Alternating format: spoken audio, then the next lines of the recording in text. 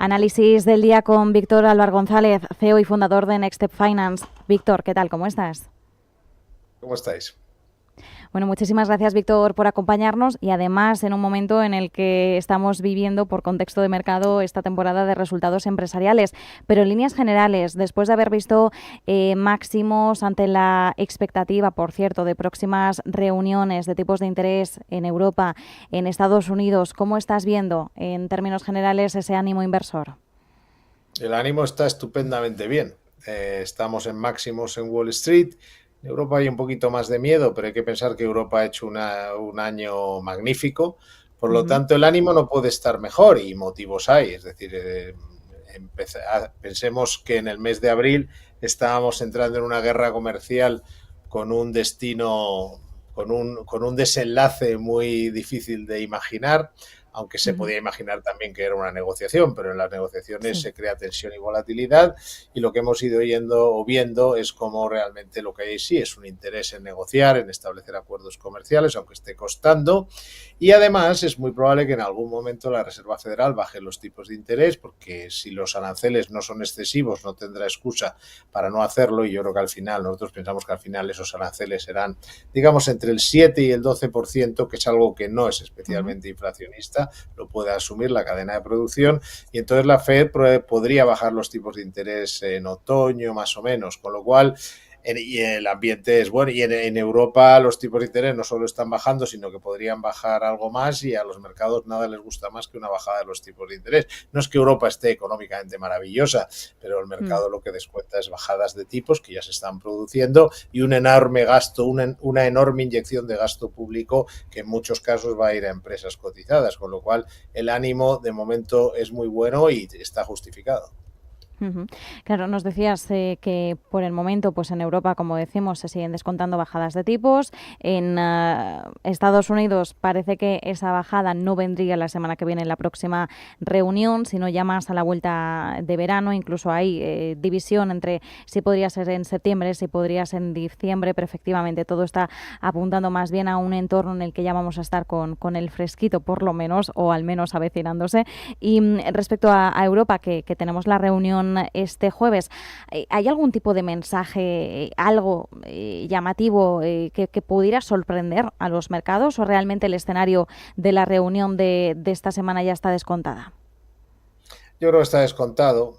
No creo que vayan a bajar tipos, por lo menos esa es nuestra opinión ahora, pero sí, ya que hablas de mensaje, el mensaje sí podría ser como de que la puerta está abierta. Hay que pensar que Europa tiene digamos, se está produciendo una conjunción de factores muy desinflacionista, no digo deflacionista. Deflación es cuando la inflación es negativa mucho tiempo, más de 6 meses, bajan los precios más de 6 meses. Desinflación es que se desinfle el nivel de inflación. Entonces, en Europa hay una situación desinflacionista. ¿Por qué? Uno, porque el euro está fuerte. Es decir, está muy fuerte por motivos que, si quieres, hablamos luego, pero no vienen al caso. Tenemos una divisa muy fuerte, por tanto, todo lo que compramos fuera nos sale muy barato. Segundo, el petróleo ha tenido un repunte por el conflicto que hubo entre Irán e Israel, Estados Unidos, pero en general no hace más que bajar. O sea, básicamente está muy barato el precio del petróleo.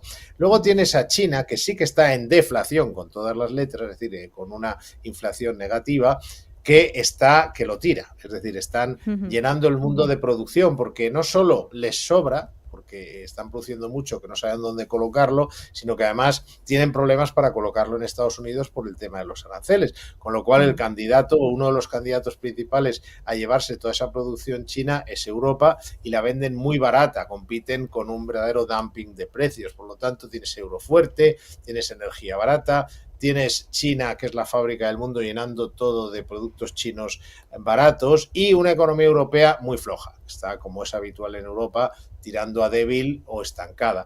Todo eso es un cóctel desinflacionista, y por lo tanto no nos extrañaría ver en la próxima reunión del BCE la puerta abierta a alguna otra bajada de tipos, porque, y con esto acabo, no conviene olvidar que el objetivo del BCE es la estabilidad de precios, es decir, que los precios no estén por encima del 2%, pero que tampoco estén muy por debajo, sobre todo cuando esa desinflación no es sana. La desinflación es sana cuando se mueve en un entorno de crecimiento económico, de competitividad, de productividad, pero la desinflación europea es un síntoma de una enfermedad, un estancamiento, de lo que llaman la euroesclerosis. Por lo tanto, el BCE tiene que tener cuidado de que no volvamos a niveles de inflación bajísimos que vienen precisamente por debilidad económica. Claro, y en medio de todo esto, como bien citabas, Víctor, tenemos un euro fuerte. Hemos estado viendo, además, también pues en el par euro-dólar, lo contrario para la divisa estadounidense, que aún así, respecto a la cesta, respecto a otras divisas, el dólar en sí también está mostrando una mayor debilidad. Pero centrándonos en Europa, ¿cuáles son los principales motores de esa fortaleza y, sobre todo, podría mantenerse en el tiempo? ¿Hay realmente motivos para que se siga sosteniendo? No hay motivos de teoría económica, hay motivos de mercado.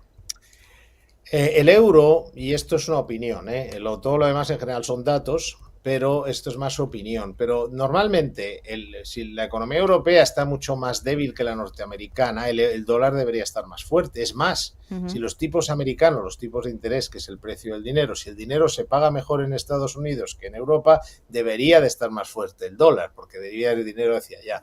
Y por no hablar del tema de la guerra comercial, que también influye. El caso es que no es así.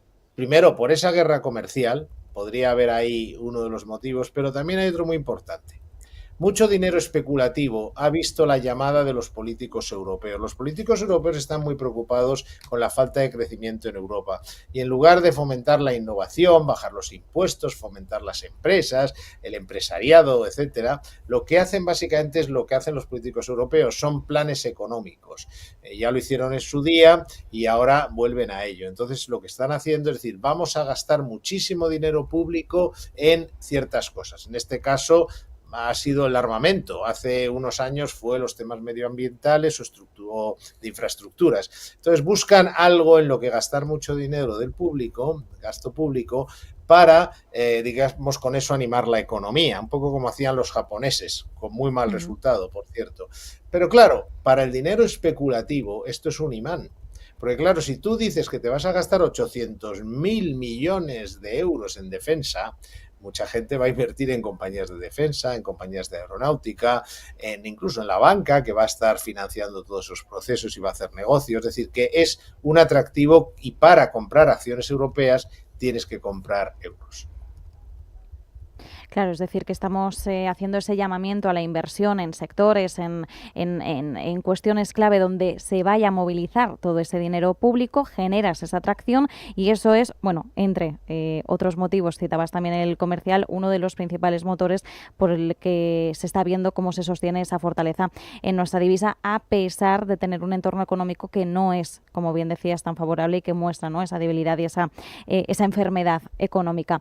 Por otro lado, fortaleza del dólar y a expensas de la próxima reunión de tipos de interés de la Reserva Federal. Donald Trump hoy ha vuelto a hablar y ha dicho, bueno, que a Powell le queda poco, ya sabemos que en mayo de 2026 se termina su mandato, no ha vuelto a incidir en un posible despido, hoy Trump se ha mantenido en ese sentido, pero le ha vuelto a insultar.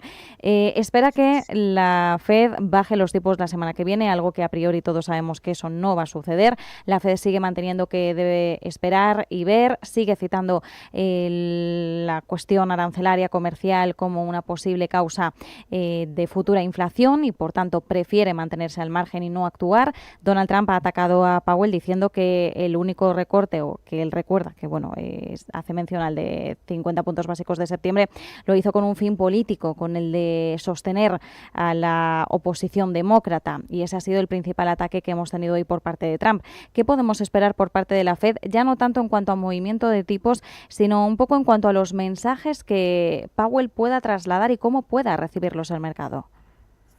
Esa es una muy buena pregunta, porque Powell, y además yo creo hace bien, resiste los envites de Trump, la presión trumpista, porque realmente la inflación en Estados Unidos está mucho más baja que estaba. Los tipos reales son muy altos, ahí tiene, como en todas las discusiones, hay parte de razón en ambos lados, ¿eh? Hay que pensar que en Estados Unidos tenemos una inflación en el entorno del 2,7 más o menos, y resulta que los tipos de intereses están en el 4,25. Si coges un poco la media entre los dos tipos que hay ahí, 4,50, más o menos 4,20. Claro, 4,20 con una inflación del 2,7 es un nivel alto. Entonces, Trump tiene su parte de razón, son tipos de interés muy altos, pero también la tiene Powell, que dice que no están en el 2, que es su objetivo.